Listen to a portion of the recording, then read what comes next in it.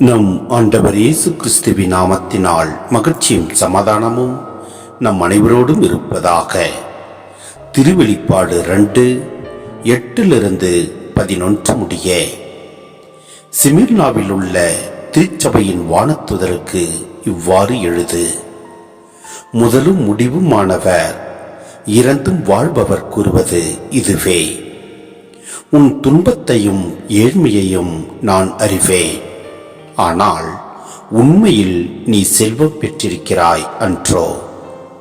தாங்கள் யூதர்கள் என சொல்லிக் கொள்வோர் உன்னை பழித்து பேசுவதும் எனக்கு தெரியும்.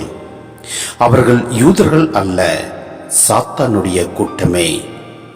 உனக்கு வரவிருக்கின்ற துன்பத்தை பற்றி அஞ்சாதே.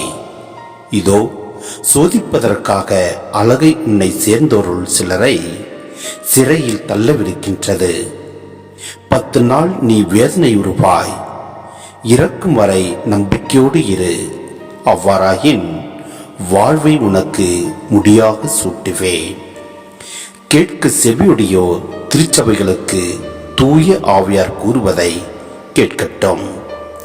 வெற்றி பெறுவோரை இரண்டாவது சாவு தீண்டவே தீண்டாது. சிந்தனை.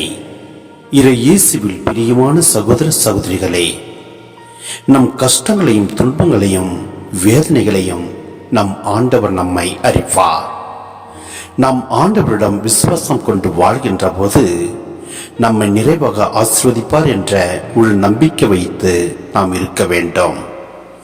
உலக செல்வம் நம்மில் இல்லாவிட்டாலும் கடவுளின் அன்பு நம் மீது முழுமையாக இருக்கின்ற போது எதுவும் நம்மை அணுகாது. தங்களை இறைவனின் மக்கள் என கூறிக்கொண்டு விசுவாசிகளை துன்புற்றிய யூதர்களை சாத்தானின் கூட்டம் என கடுமையாக இங்கு எச்சரிக்கப்படுகின்றது.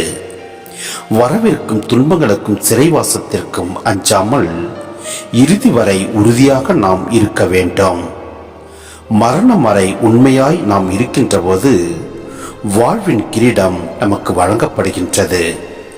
விசுவாசத்தில் வெற்றி பெறுவரை இரண்டாவது சாவு, அதாவது நரகம் என்பது நம் வாழ்வில் இராது, ஒருபோதும் தீண்டாது என்ற உறுதியை தூய ஆவியார் திருச்சபைகளுக்கு அறிவிக்கின்றார்.